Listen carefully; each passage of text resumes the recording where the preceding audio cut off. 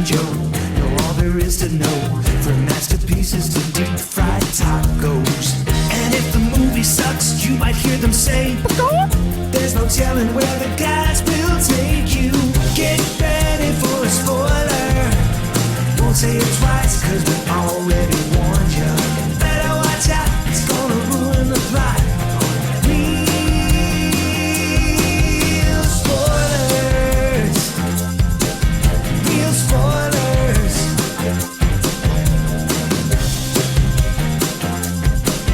Real spoilers.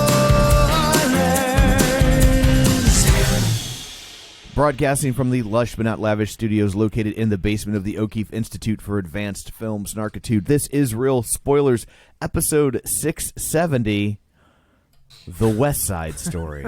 Yeah, that's exactly what it's called. Yes. Yeah. And I put the emphasis on a weird part for you. Thank you. Just to make it a little extra odd. The wrong emphasis on the wrong syllable. Yes, precisely. Yeah. So I guess before we dig in, let's go around the table and everyone can introduce themselves. This is Joe. This is Kevin. And this is Tom. Quick shameless plugs. Let's just knock it all out of the way. Don't forget you can find us on Apple Podcasts, Google Podcasts, Spotify, wherever you find a podcast, you can find us while you're there. Be sure and follow us so you never miss an episode if you'd be so kind. Maybe rate and review us so the people that came along after you know that we're worth checking out. You can also, if you want to keep up with us throughout the week, find us on Facebook, facebook.com/Real Spoilers. While you're there, like the page and join the group. And the group is called the League of Show Shares because we're hoping you'll share an episode. People who were kind enough to share an episode last week include Librarian Cynthia, Eddie Lancaster, Tammy Sherman Powers, Ralph Tribble, Heather Sachs, Julianne Jordan, Gabriel Lugo, Chris Williams, Chris Wilson, Minorities Report, Colby Mack, Linda Wright, Invasion of the Remake, Mike and Oscar, M.N. Miller, Kathia Woods, In Session Film, Feel and Film, Geek to Me Radio, Binge Movies, Ryan Terry from the Forza Crowd podcast, Ronnie Castle, and Matt Naglia. So thank you very much for sharing an episode in your Facebook or Twitter feed. We greatly appreciate it. And finally, don't forget we have a Patreon, patreon.com/Real Spoilers, where for $5 a month you get all sorts of bonus content and you become secretly our favorite listener. So, I've got 2 of the Scream movies covered. Okay. I'm working on 2 more. Hopefully Awesome. I'll get 2 more guests. So there's all that. I guess let's just dig into West Side Story. I know Joe is chomping at the bit No, wait a minute. to talk about musicals. Now, wait a minute. We've had somebody pass away a couple days ago that's like right in your wheelhouse. Oh, how yeah? are you? Oh, I'm fine. Like, Yeah? I got to see him like literally like 30 days before he died. So Okay. Mike Nesmith from the Monkees died, and if you've listened to this show for any amount of time, you know the Monkees are my favorite band in the whole world, and so there's only one of them left. Yeah. So, was he sick? I guess he was sick. yeah, and like if you saw that and it was a farewell tour, and they said that going in, but in retrospect, Yeah. Someone just saw him a month ago. They said he was out there still. no, I saw him a month ago. That was when they were here a month ago? Yeah, so, I mean, geez, they were here just- on November 9th. He died on December 10th. Wow. Yeah, so I And- mean, it's not like he had and been we away were- for a while. I mean, he was out there touring. Yeah, and that was at the venue that where I worked because, of course, and it made money. That's all that matters. That's all that my bosses need to worry That's about. right. That's Like, right. Yes, I booked my favorite band. Yes, it made money. But yeah, I know on that tour, he when it first kind of fired back up, because they were one of the first bands to announce that they were going out after. Well, I guess we can't really say Not after COVID. anything. When we thought it was after COVID. After the first variant? Yeah. And in retrospect now they're saying, or they're revealing now, I shouldn't say in retrospect, that he was the one driving that. He was like, no, we need to do a farewell tour and we need to do it now. Oh, like, I okay. want to go out right now. And those, they're very camera friendly, so you can watch all the clips of those concerts online. And it was pretty rough. Oh, really? I'm not gonna lie. Like he definitely got better as it went on, but it certainly wasn't as good as he was pre-COVID. Sure, with all due sure. respect. And That's a shame that he had to be out there touring. You know, like he was still Well, there. I don't think he had to be. That is the is the key phrase. Sounds like he wanted to. Well, that's be. what I mean. Yeah. I was just about to say. I mean, clearly he knew it was important to the fans. Yeah. And it very well could be a lot of people's last time to ever see him. Whether Yeah. the audience is aging, he's aging. Clearly, Right. you know. I mean, that's just a sad thing that he couldn't. You know, that he had to go out. I mean, I guess he was doing what he loved, but still, it's just like he could have been resting or whatever. But he was out there for the fans and gave. But them, I like I said, I think he wanted to do. He did not need the money. Sure, Like I sure. mean, don't forget his mother invented liquid paper. Sure. So he had all that money for sure. He had a huge lawsuit with PBS in the late '90s. And Oh, I really? think he won like $40 million from Dang. PBS. Well, those poor donors. Little did they Yeah. know. And paid for the lawsuit from donors like you. yeah. Well, PBS tried to screw him over, and really? he called him on it, and he won big time. Good. What was he doing with PBS? So Mike Nesmith was always kind of a visionary. He was the first person to put a barcode on a record. How about that? Oh, wow. Interesting. He basically invented MTV. So he had a show for Nickelodeon called Pop Clips, Oh. and they were like, "We're going to turn this into a network. We want you to run it." And he's like, "I don't want to do that." He's like, "Just buy it off me." But And they're like, no, that's okay, and then just did it. yeah, I think he still got some kind of money out of it, but not near what MTV ended up being worth, I'm sure. But so I mean, he was always kind of on the cutting edge. The first Grammy awarded for a video album went to Mike Nesmith. So I mean, That is interesting. yeah. So what was the question? So why did PBS? Oh, why and did PBS? couldn't- So he started a home video distribution company in like the early '80s, right? So he would sell videotapes, and he acquired the rights to all of the PBS shows except for Children's Television Workshop, and so PBS was happy with that deal until. Because he was like, oh, if you want to buy a VHS copy of that last episode of Nova, right? Yeah. Like, you know, I mean, who cares, right? Like, so he was selling them, but it wasn't huge. So then they put out a little something called the Civil War, and he's selling these box sets because it's what 9 hours long. That's the Ken Ken Burns. The Burns, Ken one, right? Burns Yeah. is the thing that made Ken Burns a household name, and like that show was massive. Yeah. and people wanted it, and so he had these real nice box sets of all the episodes, and they were going for like $300, and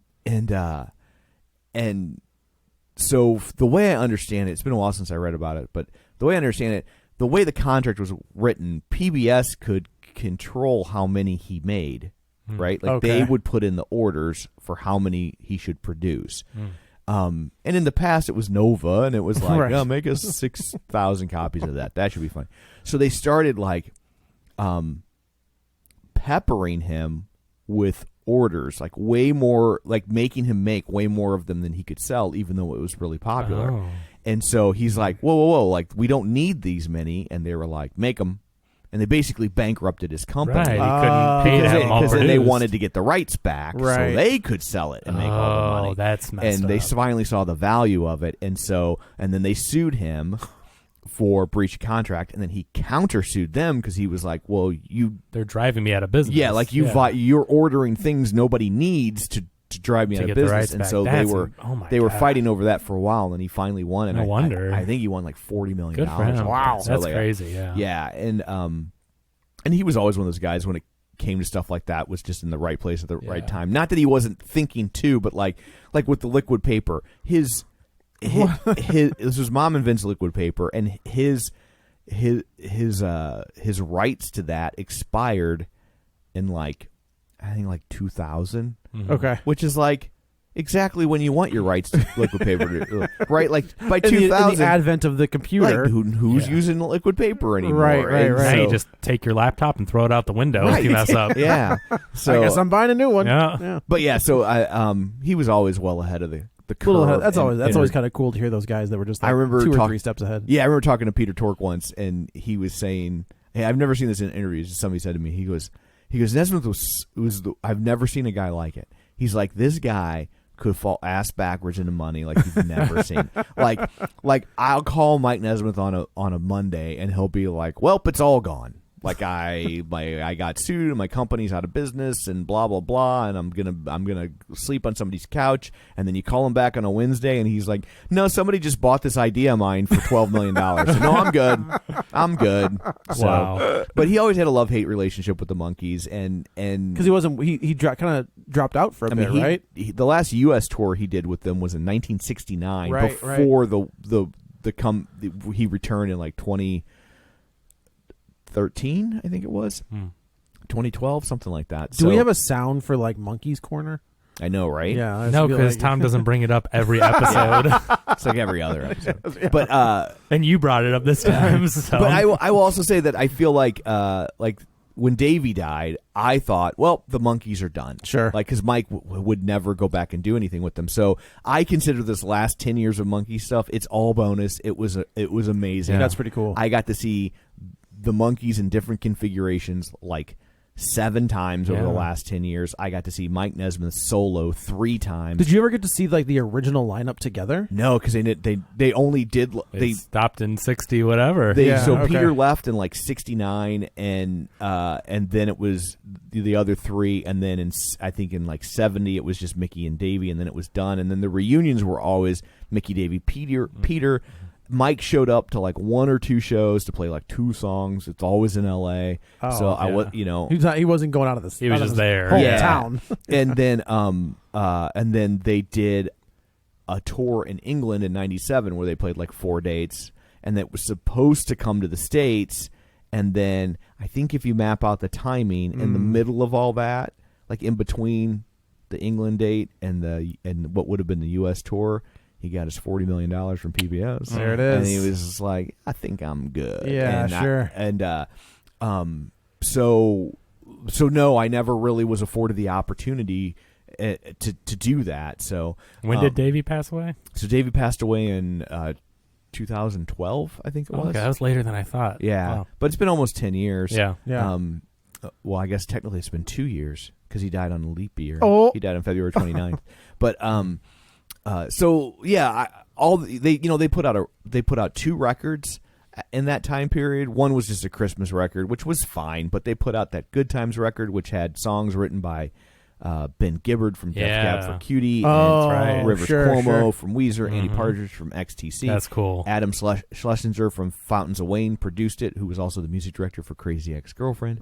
And that album is like ridiculously good. Yeah, like, that's cool. Yeah, so I mean, for them to put out a career capper like that, like I said, it's all bonus and stuff I never thought we'd get. So That's cool, man. Like I just look at it through that prism that it was never.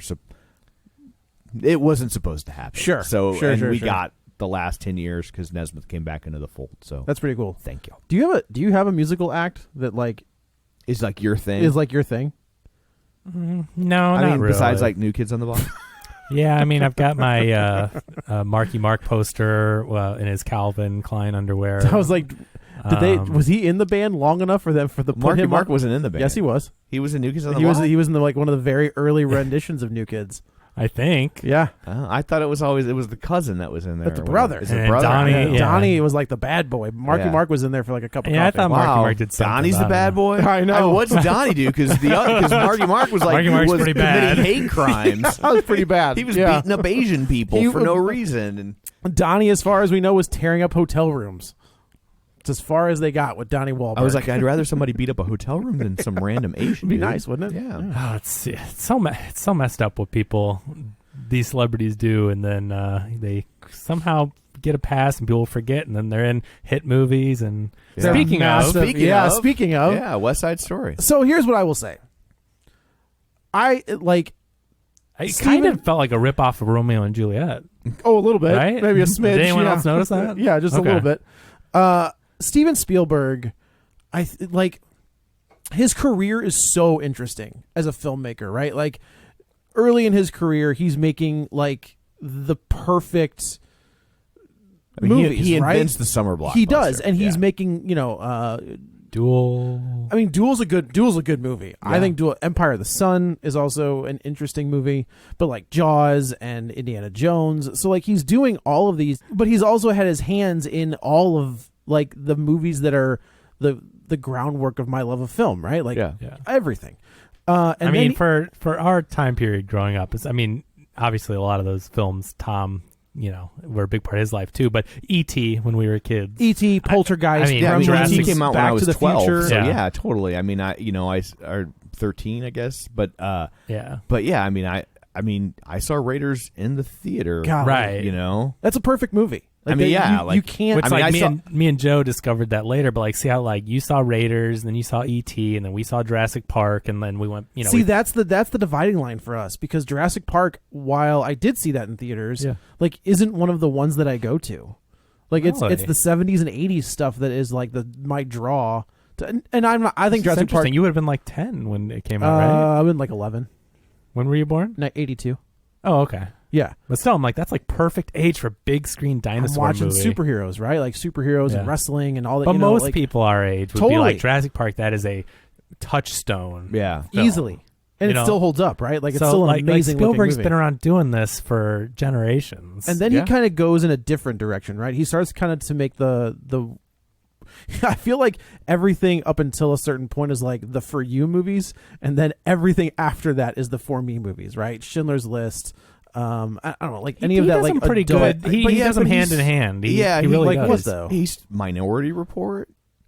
Golly, I always forget that. War of the Worlds. Like he was pumping out blockbusters and then doing Lincoln and doing Amistad, The Color Purple. Right. He's been doing those I type totally, of movies hand in hand. So he really has never stopped, because he realizes that's how I get my money to make whatever I want to do. Like we mentioned last week, Ready Player One. Yeah, I mean, which did seem like it had been a while. Like Ready Player One was like, whoa, Spielberg's doing some big crazy, because he had been doing Lincoln and all that stuff. But he really is doing that for a while. And we mentioned last week that Schindler's List and Jurassic Park same year. So it's like he had figured out that that's how, one for them, one for me, and really perfected that. And I think also like he kind of ran into a situation where the big tentpole movies had kind of left him behind. That's true. Like his version of a big summer blockbuster isn't what a big summer blockbuster is much anymore.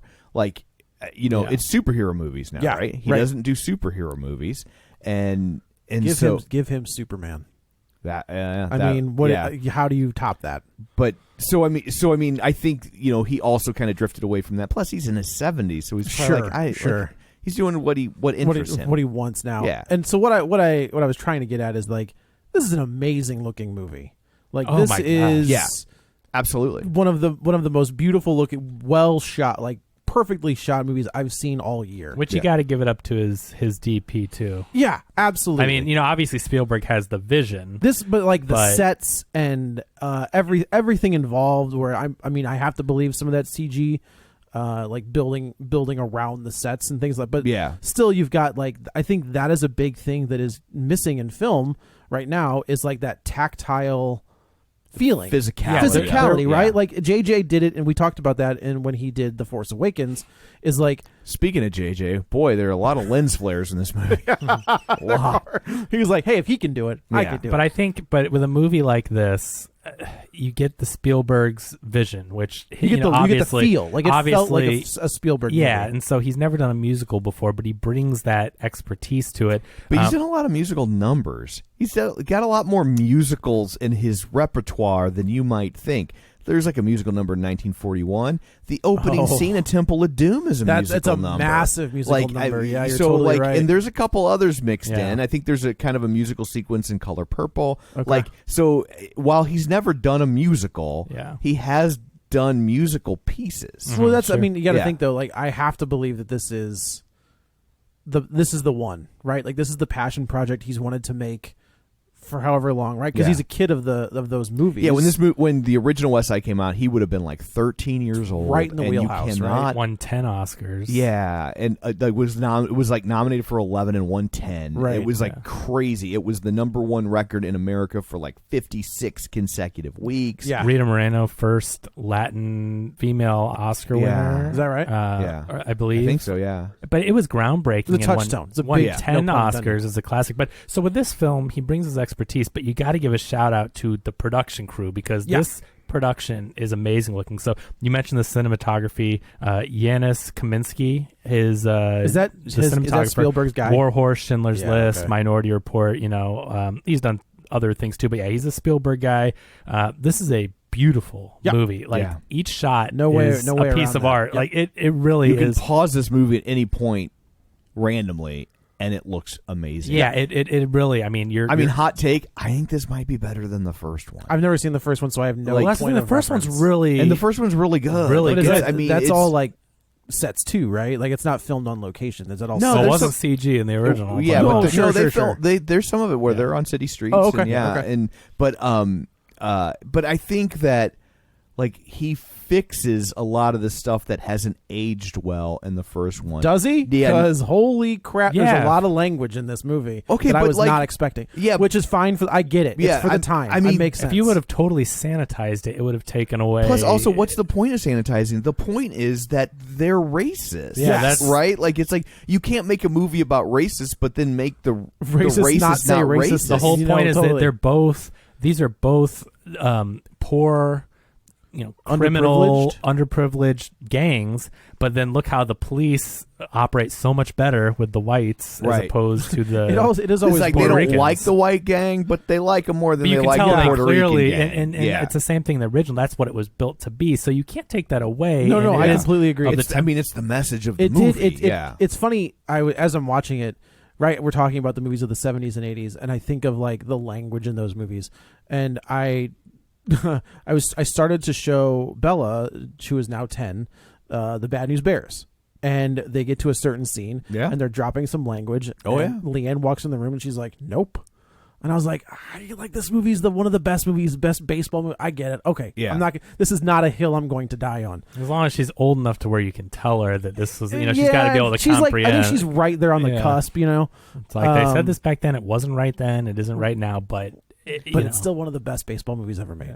Yeah. And part of the scene, I know exactly the scene you're talking about, and part of, I mean, the joke of it is that it's just like it was jarring to hear even back then. It was wrong, and it was just like you can see the look on that on Buttermaker's face, where he's just like, all right. Yeah. And it is also the evolution of these characters of like that's where that kid starts and here's where he ends up. And but they also, it was a lot easier to have a character behave like that but still portray them as lovable as a kid then. Sure. Well, especially as kids, but back then like it was like it was it was not advised, but it wasn't like the career-ending life. People would go on Twitter and right. He wouldn't have gotten canceled for that. But I like when the language starts in this one, I was like, dang. Like even in 2021, I was like, oh, that'll be interesting. Yeah. I think we're all on the same page that like you cannot sanitize that, right? It's part of who those characters are. Yeah, and I think one of the things this movie does that kind of fixes from the first one is the first one they behave in a lot of the same ways, but the white gang, right? But they're presented. The T-Birds is what I thought they were called. The T-Birds, exactly. Yeah, the Jets are the white gang, and the Sharks are the Puerto Ricans. But that they're still presented as kind of these like lovable rapscallions. They are not who that just kind of get in over their heads. And I never get that feeling in this. And this one they're criminals. Yeah, this one it's like you understand their background and what they're up against, but they're still like. They're not good. No, I think the only one that even has like semi-redeeming qualities is who's the other guy who's not Riff. Like he has. I liked him a lot. He's really that guy's really good. Yeah, that guy's really good. But like he has scenes with the main character Ansel Elgort. Yeah. Where like he doesn't seem as bad. So Riff is Mike Faist. That guy's gonna. I think they just pulled him out of like community theater or something. I don't know, like, but that kid, he was in. I haven't seen it, but he was in a show. I think that I'm trying to TV show. Yeah, it's Amazon show Panic. Nope. And I haven't seen it, but apparently he's really, really good. And he's the second build in Panic. So that kid's gonna blow up. But apparently people were like, yeah, if you've seen that show, he's amazing. That is the one thing I did notice about this is. Ansel Elgort is the only face that I recognize, and I think Rita Moreno had no idea who that maybe was. Not Joe, but okay, nope. I mean, she's in the original. I will tell you, she was in. There was an audible. audible. She was on Oz. Like she's been in a lot of things. Oh yeah, true. She's was the nun in Oz. Oh, I was gonna say. Okay, you know her. When she shows up on screen, there was an audible gasp in the theater of like I made the joke earlier is that I dropped the average age of my theater down to about 90 when I saw it. So they know. Oh, they absolutely it's knew. Great. So Rita Moreno plays the widow of the candy store owner that was in the original. So like in the original, they talk about going to Doc's store. And so now she, in present time, she runs the store and she's Doc's widow. Okay. So it's kind of cool way they to get did her that. In there, yeah. And she played Anita in the original. Okay. So, okay. But I will say, like, if he had cast a bunch of Disney kids or what, the musical kids, I think this would have been a million times worse. But because I have no frame of reference for A, this movie, and B, any of the actors in this movie, I was able to watch their Brian Darcy James. Who's that? Officer Kropke. Oh, sure. But and Corey Stoll. As well. Corey Stoll is stop putting that guy in a wig, by the way. We all know he's bald. Yeah, I was like, it was funny when he shows up and I'm like, that hair looks pretty real. Like that's not right, but it looks pretty. We know that guy's bald. But Corey Stoll plays Lieutenant Schrank and Brian Darcy James is Officer Krupke. So they put the two that you'd probably know as the cops. Like characters that you almost never see. Yeah. But so like I think that if they had bigger names, I would have been even more taken out of it and distracted. So but because they didn't do that, I was into the performances. So I have to say, Ansel Elgort, so he got in some trouble. There were accusations. He was accused Allegedly. of some Me Too stuff. And then other people came out and started saying, oh, yeah, this behavior sounds familiar. And then he went away for a while. This movie got a lot of backlash because he had already been cast. Was and it I think done? they were filming it. And so then it may have been close to done or done, but, and they didn't recast him or reshoot or whatever. And then the pandemic happened. So a year went by and then this came out pretty quietly, as in I didn't hear a lot of it come back up. It was mentioned, but it came out. Here it is. I think Ansel Elgort is a black hole of charisma. Like I could take or leave that kid. I think he's very just... Every scene he was in, I was like, watch the original with Tony, and he's smiling and charismatic. Ansel Elgort to me just feels like Baby Driver. He doesn't talk, and that's perfect for his role. But seriously, he plays that stoic, quiet introvert. Yeah, and I like Baby Driver a lot. And it's a great movie, and he's good in it. He plays that character perfectly. God, trying to give him in this charismatic role, I don't know. It didn't work for me. You have to believe that when Edgar Wright filmed Baby Driver, he was like, man, look at all these great actors. And then, like, a couple years after, he's like, God dang it. I know. We're never going to talk. That movie's cursed. It's a great movie. Never going to talk about that movie again. What did you guys think of Ansel Elgort? He just didn't. He was fine for me. I warmed up to him as the movie went on. Yeah. Because initially I was just like, whatever. Because Riff was who Riff, oh my gosh. I don't think Riff should have been Tony. Like, sometimes you see movies and you're like, oh, they got the leads wrong. I don't think Riff could have pulled off Tony.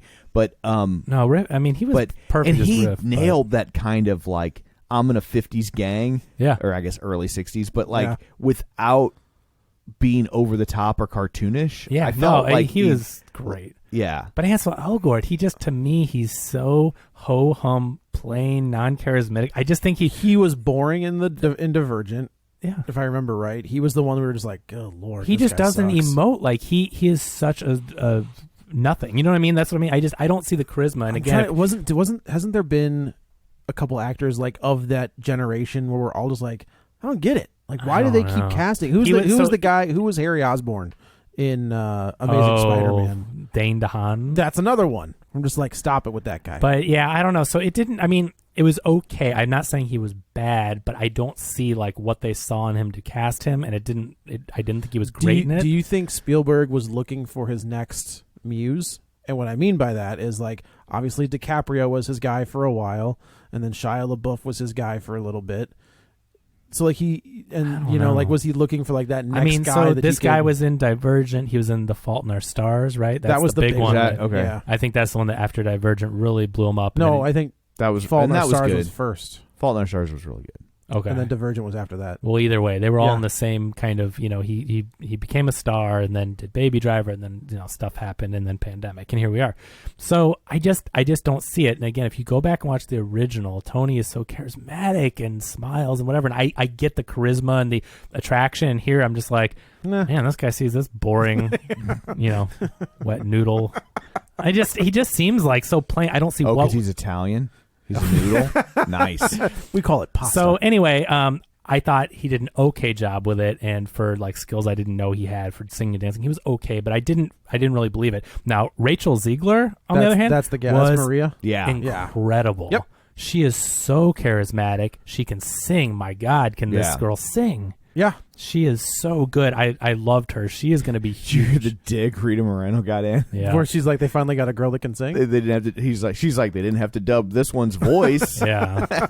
I was Which like, yeah, is that's true, but yeah. that's fair. Yeah, I mean, I mean, when they cast a white girl to play Maria and then dub the voice, it's like, why is she here? What are we doing? I know it's Natalie Wood and she's a big deal, but if she can't sing, was Natalie Wood in the original one? Natalie She's Wood was Natalie the original Wood. was the original Maria, And it's weird because gotcha. she's white. When you watch it now, you are just like, that's so weird. because they made Rita Moreno wear Darker. brown face to darken up to make her look, quote unquote, more Puerto Rican. Okay. Because that's the era we're coming from. Crazy. Yeah. I mean, their skin in the original is very dark. All the Yeah. Puerto Who Ricans played are. Tony in the first one? Richard Bamer. Okay. So yeah, I just think that the casting for Tony in this one's weird. But yeah, Maria, Rachel Ziegler just knocks it out of the park. She's going to be she's really huge. good. She's so good. That scene where she is doing the operatic singing opposite Anita, like when they're both going, and she's, it's amazing. I can only we've talked about moonlighting and the way those scripts were put out there. Speaking scripts are one thing. I can't even imagine how difficult it is to have to sing something like that, where you're both singing in different words, different song. I cannot even imagine having to do that on screen. And unless they didn't, and they've figured out a way to cut it together to make it look like it did. No, I mean, that's how they do it on the that's how they stage. do it on stage. Yeah, so, I feel like they had to do it together. I'm assuming they're lip syncing on. Oh, they're the singers, but they pre-recorded the vocal track. But it looks and sounds really good in this movie. It does. Some movies you can tell. You can almost hear an audible pop when they click to the studio version of them singing. And in some movies, they get the perfect shot, but their mouth doesn't move quite, or they stop singing and they just leave it in there. So that's the best shot, right? Like in this movie, it looks like they're singing the whole time. It really do a great job. Yeah. But so bring me to my next point. Ariana DeBose as Anita, she was incredible. Yep. Yeah. There's not a weak person in this but cast. this is going to be a breakout role for her. I mean, Rachel Ziegler certainly, but I think people have kind of known about her a little bit. But Ariana DeBose, I've never seen her before. She is going to be huge. She has that star power that we talk about. Do you think she'll be huge on screen, or do you think that she'll make the jump to Broadway? I think on screen. Okay. I think on screen. When you do a movie this big, I guess that's true, and you're working for probably one of them. But the problem that they'll have is that I mean the other people in this movie is that there aren't a lot of movies like this getting made. I think this might be the last one. So you don't get a lot of movies that are going to utilize all of their talents that you're seeing in this film in the same way. Yeah. Yeah, I don't. Since La La Land in 2017, I mean, musicals have been making a comeback, and Greatest Showman was huge. Do you think that Into the Heights is gonna cause a stumbling block for studios to take a chance again? It was during the pandemic. What I mean by that is this. To me, this has a different. This got off to a slow start. This one did. I know the Thursday previews did $100,000. The box office is not good on this movie. Yeah. Friday night $4 million. It's not good. No. So that's interesting, right? So we talked In about the Heights is a big smaller budget than a Spielberg West Side Story musical. Right, so right. This one would be the one, but I still don't think it's going to be. So where do you think that comes from, right? Because we talked about The Greatest Showman, where that was off to an insanely slow start, and then it took off, right? And it made all kinds of money. That one didn't have Spielberg pedigree, so that's the difference. No. What I'm saying is what do you think the difference is? This one's not going to take off, right? This is going to stay it could around the holidays. It could take off a little, but what I mean is that Greatest Showman had the room for improvement, because if this one starts at $4 million Friday, if it starts off like that and it's Spielberg, right? I think, but I also think there's things at play. There's new variants of COVID coming out. Here we are 2 years later. New stuff's being discovered. I think this movie has an older audience, has disproportionately older fan base. So they're not going to the theater, they're slower to go to films, even in the best of times. So I could see this gaining traction and doing just continuing to churn $20 million for a while, potentially. Okay. Yeah, I mean, I think going into the new year, you're going to see this one stick around. I think it's going to get a lot of awards chatter, which is going to drive up interest. You don't think the older crowd can't wait for the Matrix sequel? Yeah. Well, they can watch it on HBO. I guess that's true. And I also think that this is probably going to get a bunch of Oscar nods, and it will probably pick up a lot of Oscar nods because the older Oscar voters are going to be like, "Oh, West Side." Yeah, Spielberg. Somebody did say when the credits started, they're like, "That was a masterpiece," and I was like, "It's really good." The first, okay. The songs I checked out. Yeah, right. and I'm sorry, those are some of the best and most famous songs in the history of musical theater. Well, I knew hit after hit. I went and saw it with Crystal, and she had never seen West Side. She didn't know till the end. She's like, "Oh, that was Romeo and Juliet." Because she's like, "I didn't know." It was she didn't know anything about it. She's like, "I didn't know it was going to be so depressing." And I was like, "Well, it's Romeo and Juliet." And she's like, "Oh yeah," and so she picked up on it too. But even then, she's like, "But I knew all of the songs." Absolutely. Yeah. I would say I knew 75% of those songs for sure. Oh my gosh. So I Want to Be in America. That was awesome. Yeah. Those costumes, they go out into the street and they're dancing and all in sync with their dresses moving and everything. That was a beautiful I cannot imagine number. how hard that must be. Oh my gosh. To get everything in sync like I was reading that their shoes were melting because they were doing it in the summer and it was so hot. And that they had to keep replacing their shoes because the bottoms of their shoes were melting. But that sequence was amazing, and the numbers are really good in this. But I mean, that I Want to Be in America, and he moved things around, which is interesting. He changed the order because the I Want to Be in America is early on when they're getting ready to go out. I believe, so. Because all the girls are getting. And I feel pretty got bumped up in a little bit in the running order because in the original version it happens. I think it happens before they go to does it happen after Tony kills Bernard? Well, it happens in this one. It happens after that. Yeah, but she doesn't know yet. She does it before. It opens up Act 2. Yeah. In the so does it mess Broadway with the flow at all? It kind of. If memory serves, it's a little weird for the momentum because Act 2 ends with the gang fight. Because it's your typical Shakespearean rise and fall action of everything builds and then there's the moment and then everything after that happens in relation to that peak moment. Yeah. Sure. And so kind of it's an interesting. I was trying to figure it out because I liked the whole thing overall and I didn't think it felt super jarring. Yeah. But it was weird that Bernardo just died and then they go to the I Feel Pretty and it's such a big happy number and I'm like it was a little weird. It didn't ruin it, but it's also kind of it's interesting because she doesn't know, right? And so we're seeing this thing where she thinks everything's all good and she's in love and her brother just died, but yet look, she's over here totally. And not only did her brother die, but the guy that she's in love with and singing about is the one who killed him. Exactly. Right. So purposefully, even though it's a jarring shift, and as the audience we know she doesn't, I do think there's something interesting there. Yeah. Just to show how out of the nose she is at that moment. Right. And it builds up the bomb that's about to be dropped because she's so happy. Yeah. And they move the setting of that song. She was not working in a department store in the original. I did think it was interesting how she was pretty quick to forgive him. After, but that's how the original is too. I get it. Yeah, in real world, I was just like, you get it.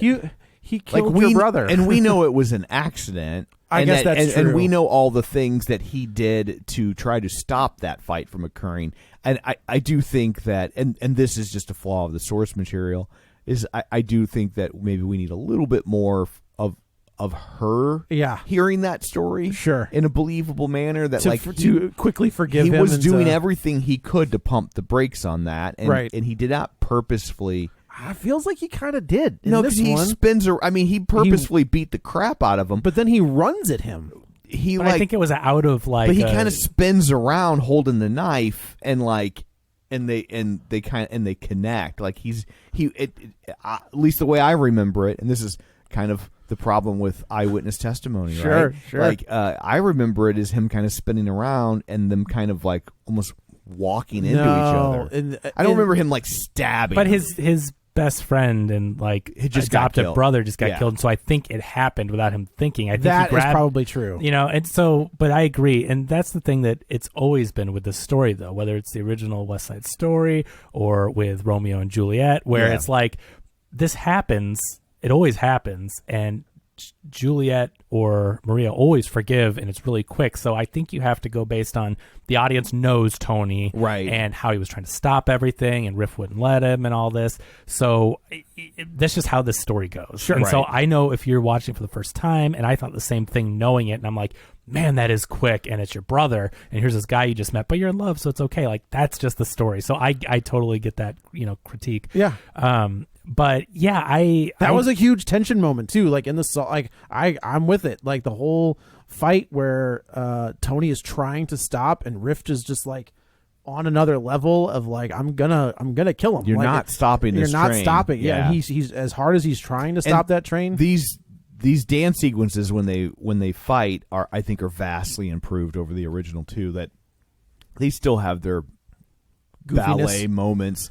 But that was the art of it, though. That's what totally. Totally. But I think that like I really liked how that there are still those ballet type moments, but there's also like moments where it's straight up fight choreography for a modern audience. Right, they do a good job of updating it while also retaining the DNA. If I ever have to fight someone and they start dancing, I'm not going to know what to do. See? That's how you mess them up. It's like that Norm Macdonald sketch on SNL. Oh, it's one of my favorites. That's a great one. So I was going to say, you really have to give a shout out to Jerome Robbins, who is the famous choreographer. He co-directed the original. Okay. And Robert Weiss is the other co-director. And when they made this movie, now when you see musicals, you're just like, yeah, they're kind of doing the West Side Story thing. We know what musicals are because West Side Story was so famous. But when you see this movie and they just they broke the rules. They said, oh, you can have a dance, but it's going to be or a fight. It's going to be ballet, right? And this is how they fight, and they're representing it through ballet. It's no different than when you go see Lion King, the theatrical production of Lion King, and it's puppets, and you see the puppeteers holding the sticks, and they're like, grow up, ignore the puppeteer. Enjoy enjoy what you're watching. And after a minute or two, you do. Because, but that's the same thing. But that's so cool.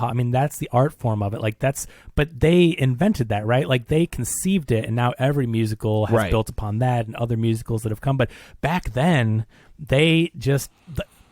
people like in a movie musical before, like if they were gonna fight it but never contact, like Meet Me in St. Louis. Yeah, right? I'm just using that as an example. Yeah, like you didn't really have an idea of like, well, how can we have them fight but not have them just like throwing punches and then doing the song stuff separately? They broke the rules and were like, no, we can just have people bust into ballet. Right. And if they're going to fight, they're just going to do ballet against each other and hold each other up and throw each other. Like they said that's how it's going to be. That became the language of Broadway fighting. Did Bad do this? Am I right? Who? In Michael Jackson's Bad? Oh. Is that whole scene? It's very West Side. Yeah, right? Yeah, so like Beat It. Yeah. Oh, wait, maybe that's what I'm thinking No, of. both. Oh, okay. They're both like that. Which is the one that Prince was like, absolutely not? I think that was Bad because it's Wesley Snipes instead. Right. Okay. Yeah. I totally agree with you. Like the movements, I was super impressed with how everybody kept together and like it was perfectly in sync. There's no moment where you can like slow it down and be like, look at that goofball in the back. So that's can't why figure it out. That's why I think it's important to talk about the creatives and not just the cast and not just say Spielberg, because Spielberg isn't choreographing this thing. Right. No. Spielberg isn't doing this He's thing. picking the choreographer though. Right. Yes. Choreographer. Of course. Yes. And all credit to Spielberg. But what I mean is that everyone's going to Steven Spielberg's West Side In a lot Story. of ways, a film director's a project manager. That's right? exactly right. You know, Yeah. but that opening scene, like you're in a different movie, and that very opening scene when they're going to paint that mural, and they've got the paint, and they're doing their dancing in the street, and snaps, and then the one kid comes across, I guess one of the Puerto Ricans, and he takes the can of paint and just pounds him in the head. Yeah. And I was just like, okay, we're doing that. Like, there's going to be violence in this movie. And I know the other one still has people dying, but it's a more arm's length kind of a violence, where this is like the violence is a lot more visceral. I have a quick question about the non-binary character in this movie. Mm-hmm. Is that a character in the original one? Are they played the same? But there's a girl that wants to be a part of a gang, and they're like, get out of here. There's a so it's a girl in the original one. Okay, it's first off, the play came out in 1957. Right. So keep in mind the vocabulary that they had for expressing that back then. Right. Sure. Now, the character's name is anybody's. Right. I mean, yeah.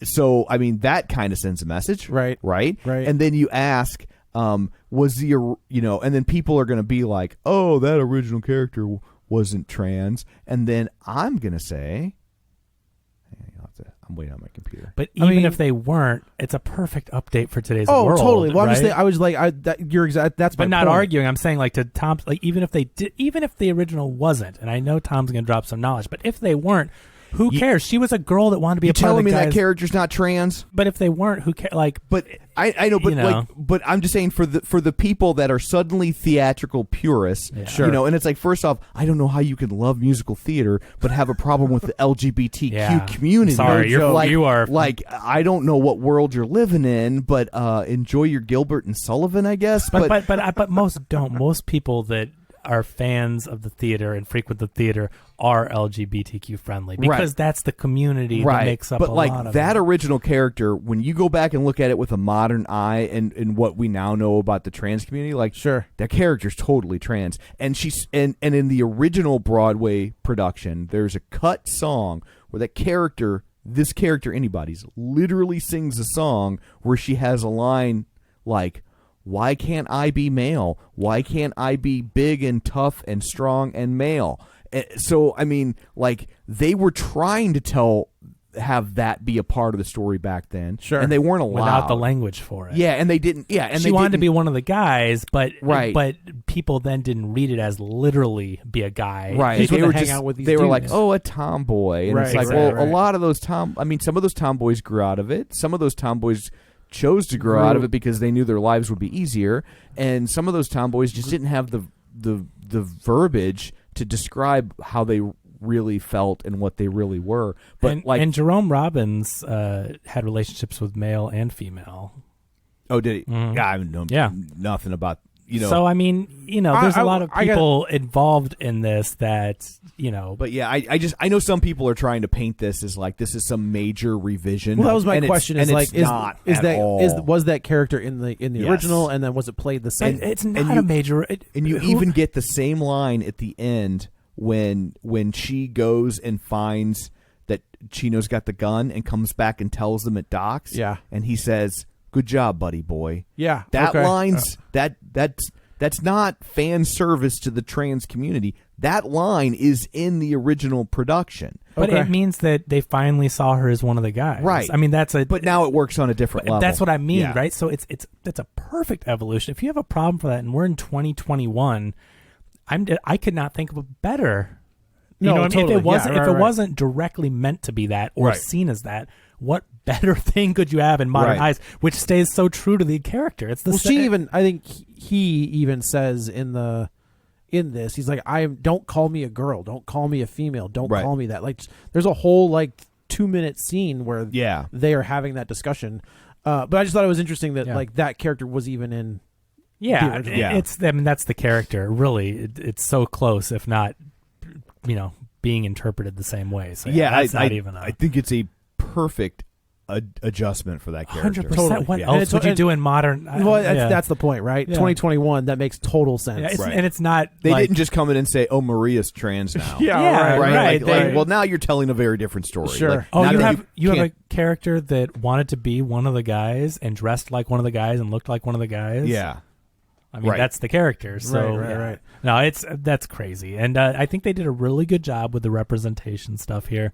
I think this movie feels less offensive. It's offensive now because of the time period, just the things I say and do, but that's realistic for the time period. And it's supposed to be offensive, right? Like in you're the not original, supposed to there's say, some "Oh, things that are offensive that weren't necessarily seen through that prism back then. Exactly. And now it reads more as in we know we're doing this and it's on purpose, and you're supposed to be like, that's not cool. And these characters are supposed to grow. These characters are supposed to be problematic. Yeah. Not lovable. Is the rape scene in the original movie? God, it's been so long. I mean, I kind of feel like it's similar, but this one maybe that was intense too. I was like, man, you guys, you are none of you are good people. You're all terrible people. But I think that's what I mean. And I liked how the girl pivoted, like the white girl pivoted. Was like, no, get out of here, and was trying to to do her part to stop it. Yeah, and that's the thing though with these characters is, again, when you go back to the beginning and remember, this is a gang of not scumbags. Good people. It is, and you're not supposed to, like Tom said it. They were like lovable in the original, where in this one you're like, they're a Greek gang of criminals, and you're not supposed to think that. We always have a tendency to romanticize the the villains of the past. Sure. I mean, pirates. Right? Pirates. They were doing some awful stuff. They were awful. the worst. And then Johnny Depp comes out and plays an adorable pirate. You're like, they're so good. And it's like, but I mean, I think I said this in one of the episodes we did on pirates. I'm like, do you think in 500 years there's going to be like the 26, 21 version of Johnny Depp is going to be playing some like Hitler? Blood or Crip? Oh, maybe. You know what I mean? And it'll be just like this wacky, lovable guy that all your kids want to get their picture taken with. That is interesting to think about. It is, but it's no different. But look at Jojo Rabbit. Jojo Rabbit has like a fun, enjoyable version of Hitler. But then they turn around and ram that up your ass. Yeah, a little bit. Yeah, a little bit. But and they're also, he's doing that to make fun of him. He is, right? But at the same time, it's still this. To that point, though, he's still a character that you're just like. That's not the same thing, though. Johnny Depp, they didn't make him lovable so that they could make fun of pirates. So they could teach you a larger lesson about how bad pirates were. That one was done specifically as like a F you to white supremacists. Taika Waititi is Jewish, so like he is making fun of him, and then and they're doing it as and then show you how terrible he is. So anyway, so this follows the Romeo and Juliet story. So I think the things that stand out, that opening number is really good, and they fight between the gangs. We're introduced to them. I think that take or leave the stuff in the shop with Ansel singing Tonight and all that, whatever. But the riff stuff with Riff stands out. Stuff with Maria and Anita, I agree, really stands out. There was another. How does he not get rained on in that bed? That's my Which question. Ansel Elgort, Tony, when he's sleeping down in the basement and like his bed is under the grate, under the street, and I was like, doesn't he just get rained on? Or people's like, it doesn't run into the building. It's going to come down. It's going to come down through the grate. If you go back and watch this, his bed, the head of his bed is in like this corner, and the light from the grate from outside on the sidewalk shines onto the bed. Oh, that's weird. Which means that like people are walking over his head while he's asleep, and it's New York, right? So it's just like dog crap. Pizza rat is running around. Just falling on his face while he's asleep. They should have had Pizza Rat jump and bounce off his stomach and just scurry away. I will say the other thing that I noticed in this, and now I can't unsee it because of Tom, is shiny cars. Yeah. Like all of the cars in this movie look brand new and shiny, and I was like, oh, damn it, Tom. But I'll tell you what, this movie, I'm glad you mentioned that. This movie looks and feels like an old movie. Yes. He captured I agree with that not 100%. only the look and feel of film, but the time period, the color palette. Yeah. I mean, that's why I say on a technical level what this movie did. It's so good. Is impressive because you're watching this movie and it didn't feel like a new movie with an old gloss of paint on it. You know what I mean? Like it didn't look like something that just was a fake. It felt to me this felt like Psycho in a way. Yeah. Like Psycho has a certain feel to that when Marion Crane is in the city, just has a certain feel to it, and I felt that same feeling here. The atmosphere. He was able to capture the time period and not just make it be a new shiny movie with a different color to it, right? Like it had that feel, which I think was, that has to do with like the tactile sets. I love some of the new arrangements on it too. I like the Officer Krupke song, which is that's another really good scene. They don't do anything as intricate as that in the original. Yeah, and it's one of my favorite songs from the play. But I love the song. But it's also like with modern comedic sensibilities is a little cheesy, right? Yeah. It's a little cartoony. Sure. And they kind of slow walk you into that. Like they start with almost no music when they just start explaining to the kid. And I like how instead of it being on the street and them being goofy, it's like they're locked in this police station. Like the new locations for these songs, I think have really like, you know, the I Feel Pretty set in the department store. It really enhanced it because there's a lot to play with. There's a lot and there's always been some complaints about the song I Feel Pretty because like the wordplay of the song it was very Cole Porter-esque, and while it's a fun and clever song, like okay, but like English ain't her first language. Sure. Like and so like is she really going to be using this sorts of intricate phraseologies and wordplay when it's not her first language? She just got there a week ago, right? And up till then, is that right? In the story, she's only been there a week? I didn't realize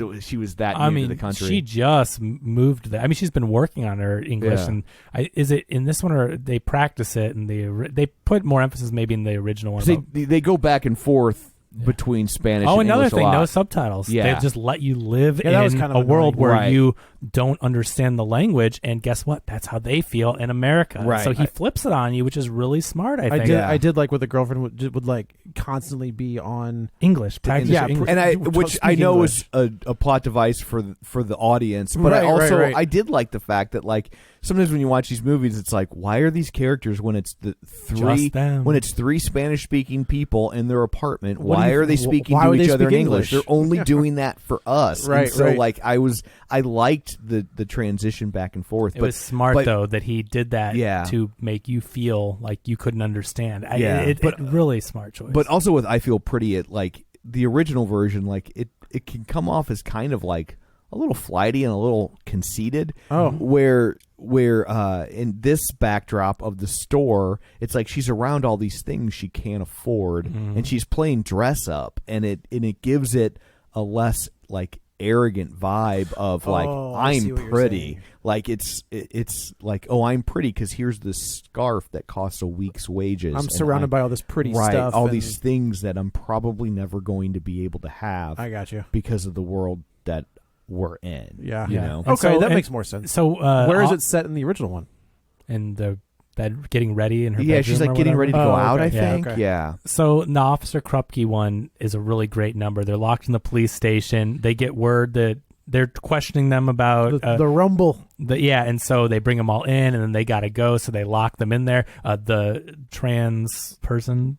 They ran out, right? And Krupke's trying to go chase them down. Yeah, the trans person makes antibodies makes a break for it, so they all run after him. He locks them in there. And I like how the prostitute or whoever that is locks herself. She's like, "I'm getting away." Like locks herself in the cage. That is a super subtle way of her saying, I am not going to be stuck in this room with these animals. Totally, exactly. Yeah, I'm going to lock myself in this jail cell. Bring the key in with me, and I'll be which all right. I didn't really get in the moment. Yeah, you know? So I like how they did that, to where she's like, I'm getting over here and waiting until whatever. Like and it kind of lays the groundwork for like these guys aren't cute. No, they would have messed. They would have messed with her for sure. So they do this number though, and I really like it. Is that they eat like the characters play all these other characters like Krupke, the judge, and all this, and they go back and forth, and it's really playful, and it's a great number. It's way better than the original. You make a good use of it. And the other number, the fight sequence when Riff gets the gun, Cool and Boy, Tony, which is I think it's just called Cool. That's my least favorite song in the whole show. Like I think that song is so like just dumb, and they made it awesome, and they made movie. it work here, and the whole fight over the holes was good. That's what I'm saying. Like this is so different, and I thought that song and that number was awesome. Riff gets a gun. Tony's like, "Yeah, no, give that to me." And he takes it away, and the whole time they're back and forth trying to get it, and Tony's dancing around, and Riff's lunging for it, and he's almost stepping on these holes they could fall through, and really intricate choreography and avoiding things, and it was awesome. You know what was interesting about that is that in that scene, there's a power shift in that scene where the entire, I would say about 3/4 of that, Tony is leading that entire thing. And then there's a flip where Riff takes the lead and is beating Tony at every second, every step, every way. Like he's one step ahead of Tony. And I thought that was kind of interesting given where we were going and like the idea that Tony and Riff had started this gang together and Tony gets shipped up. I will say he's a little young. Right? Like, he's like, I've been gone for a year. I was like, then you're not in school anymore, man. Yeah. Like, that's not the way this works. You don't get to go to the dance after you've been in jail for a year. But there is there's a power shift in that moment where I think before. Well, Riff's the leader.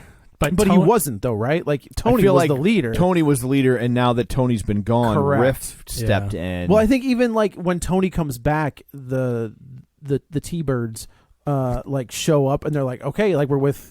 You know, everybody kind of falls in line. But Tony can't be around it. Right. Like, Tony knows he can't be around it because it's going to violate his parole, so... But he goes to the dance anyway. Yeah. Yeah. But then in this moment, it feels like Riff makes the move to take the power from Tony. Well, finally, the people are following him. You see the other guys are there, and they're like, yeah, we've got Riff's back. Nobody really goes to bat for Tony anymore. Well, because Tony's going against what they're trying to do, and so I think they realize that the old Tony is no more. Right. New Tony doesn't want anything to do with them, and they have nothing else. This is their life, and so their neighborhood is collapsing around them. Yeah. Not to mention, I because that's new too, right? Yeah, they said what was going up in the neighborhood. Lincoln Center. Lincoln Center. Like it's that was really clever the way they did that. Yeah, that was not happening before. Yeah, but it's like it's like they're in a war zone and they're fighting over something that none of them are going to have in 18 months, which I think didn't.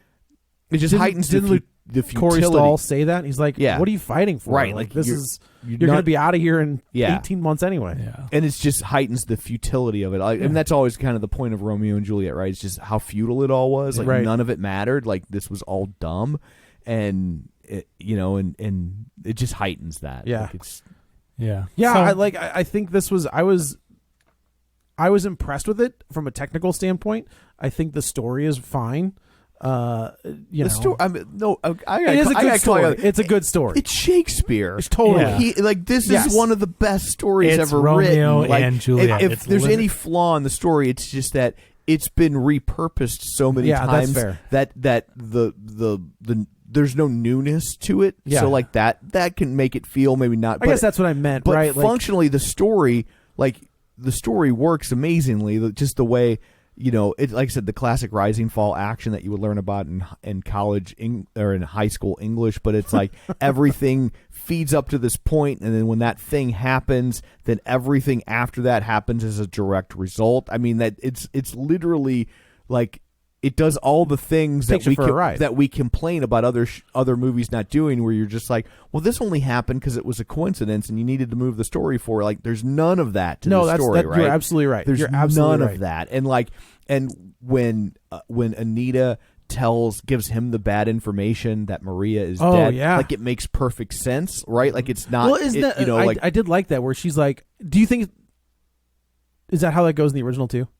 I believe so. Okay. Yeah. So do you think she was going there to tell him that she was going to do it, or initially? I think she was going there, and that's what makes it a tragedy, right? Like, it comes so close to working out. Like, she was going there to be like, Tony's going to come down here, because if she would have just never done it. I guess she was clearly going there, and then she gets assaulted. And then they were awful to her, and so the only power she had in that moment was that one piece of information, right? And so she's not only going to not give them that information, she's going to flip it and be like, she's dead. She doesn't want Maria to be a part of anything to do with these horrible people that tried to rape her. And not only is she dead, but Tony indirectly caused it. If Tony hadn't killed Bernardo, then Chino wouldn't have killed Maria, even though he didn't. Like, it's you kicked over that domino that caused the woman you love to die. And then because she said that, then now Tony doesn't care about his life anymore, and it's just all so close, and that's the tragedy of Right, Romeo and Juliet. And that's when I'm like, no, it's a We're great gonna story. drink the sleeping. I'm Yeah. gonna drink the sleeping potion, and they'll think I was dead, so that we can get away. Oh, he finds me and thinks I'm really dead. I'm gonna kill He drinks myself. the real now potion. I'm awake, and oh my god, he's Right. dead. So I'm gonna kill myself. Yeah. But this one, and maybe like the original, but Maria doesn't. Yeah, they leave Maria alive. They leave Did she her die that in the change. original one? Yeah, in Romeo okay. and Juliet. They Well, I both, know that. Oh, okay. But no, I well, when you say original one, Yeah. Well, I mean the original West Side Story. Yeah, no, I'm pretty sure she makes it out. I think alive. so, but that's the difference between Romeo and Juliet. Is Yeah. it's like, well, they both. It's tragic no matter what, but she takes her life, and then these two kids are dead. Of these two families fighting when really they shouldn't be fighting each other. There's worse things at play. Right, sure. They're fighting the wrong enemy. The common enemy is these people It's the taking them. systemic issues. I think this is a perfectly crafted movie. I don't think this is going to win something. Yeah. What that is, I don't know, but it's going to win Like it's something. not your thing, but you No, can recognize I can absolutely that appreciate they that knocked this, it out of the park. Absolutely. But on a technical level, the craft it is off behind the this charts. movie. Yeah. Absolutely. Is- So yeah, Without question. like this is so far one of my favorite movies of the year. Okay. Right on. Like Costumes designed by Paul Tazewell. Gorgeous costumes, period appropriate, and the dresses and everything looked amazing. And I was trying to find the choreographer. Maybe Do it they was have an Spielberg. Oscar for that? Not an Oscar for it, but I can't find it listed. Which I It is Spielberg. and you're right. Yeah, probably was just Spielberg doing sure, it. You just did all the dancing. Hold on, I sounds want to awesome. mention it because it was really good. West Side Story. Yeah, you're exactly right, Tom. This is not my jam, but I can absolutely appreciate why this is somebody's jam Yeah. and like the skill and effort to make this thing work. Like if you could keep me engaged for 2.5 hours in a Right. musical, well done. Yeah, it was just a master class in Yeah. filmmaking on every. This is every the level. Spielberg I kind of have missed, I guess. Like just I don't know. I think that he has done Ready Player One did not have the same feel as this. Yeah, You know what I I would mean? agree. It Like- was there was too much in Ready Player One. Yeah. like it was like it was sensory overload. I would like for him to get back to like 1970s and 80s Spielberg. Yeah. Tony Award winner Justin Peck did the choreography. So he's a That Tony dude- Award winner, yeah, that makes and sense. the choreography is amazing in this. Also, we have to mention, because we hadn't yet, sadly, Stephen Sondheim just died. Yeah. And he's the one that did the music and lyrics for this show. But what a coup for the PR team to get him No. to die right before the movie comes out. Just really. What Well- you didn't know is that Anne Rice also had a movie coming out, and she unfortunately just passed away as well. Oh, did she? Oh, yeah. Anne Yeah, Rice last died night, last yeah. night. Oh, I have not seen that yet. Yeah. But anyway, back to Sondheim. He just played a large role, the character in Tick Tick Boom, Yeah. the amazing That the Andrew Andrew Garfield Garfield? movie directed by Lin-Manuel Miranda. It's about Jonathan Larson, the creator of Rent. My And favorite musical. Is that right? No, I hate it. I love it, so we cancel that. But Tick Tick Boom is an amazing film, and Andrew Garfield gives a career best performance Man, I in love that that movie. guy. He is so good, but I mean, this is him disappearing into this role, singing, dancing, the charisma we talk about. It's amazing. He's going to be nominated for an Oscar. I would not be Yeah, surprised if he won. For Far But- From Home. But Lin-Manuel Miranda directed that. It's his directorial debut. Oh, cool. And the movie's amazing. It's on Netflix, and it's really good. So I would say, but Stephen Sondheim was around when Jonathan Larson was trying to break onto the scene, and so Is that a musical too? Tick Tick Boom's a musical, yeah. You get me for one. Adapted from his. You Yeah, get so me we should go once. back and revisit that because it's going to get. We're but, going to do Music Man. but who played? Did you watch that one yet, Tom? I have not. Okay. Who plays Stephen Sondheim? It's Brad Pitt. No, I think it's the guy from Billy Madison. Bradley Whitford? Bradley Whitford, yeah. Yeah. Okay, I think it's okay. yeah. I think you're right. I think I've read that, yeah. Bradley Whitford, who has really come a long way from like, I'm not going to be typecast in these stupid He was roles. almost Chandler. Oh, really? It came down between I gotta him tell ya, and Matthew Perry. And that would have worked. I totally That would've been normally when awesome. you see like the guy that, like the guy that almost got the role. That's so he has the same cadence. You're just like, that wouldn't have worked. And when I hear Bradley Whitford as Chandler, I'm like, totally. Yeah. I almost might have liked it better. He has the same cadence. He does. Yeah. Yeah. He's weird. great though, and he has a wide range of abilities. And, Yeah. and anyway, he plays Sondheim and is really good in Tick Tick Boom. So it's like that just came out. West Side Story remake just came out, and sadly, Sondheim just That's passed tough. away. That's So- tough. Well, anyway, I guess that's it for this one. Let's go around the table and everyone can say where to find them. This is Joe. You can follow me on the Twitter at Joey Butts, BUTTS 21. This is Kevin. Follow me on Twitter at Kevin R. Brackett. This is Tom. Follow me on Twitter at Roger Kubert or on Facebook at facebook.com/Tom O'Keefe. Find the show online at facebook.com/Real Spoilers. While you're there, like the page, join the group, and of course, don't forget our Patreon. So that's it for this one. Next week, we make up to Joe and we do a Spider-Man movie. I've paid my dues. So, yeah, so there you I think go. we should just circle back to Tick, Tick, Boom. Works for me. Hey, you know what? I'll do it on my own. I don't even care. He's like, it'll be behind the Patreon wall. That's right. So anyway, that's it for this one. Any bets? Are the other two going to be in it or not? This is my bet right now. I think so. I think you are going to get Venom. I think you're going to get both Tobey and Garfield. And I think the cat or the actor. The actor. I just want maybe Garfield will be in it. I think we're getting symbiote Spider-Man. Okay. That's my call. We shall see. Yes. So anyway, that's it for this one. Thanks for tuning in. Until next time, Nathan tells Sarah that Sky lost the Cuba bet. Get ready for a spoiler. Won't say it twice, 'cause we already warned you.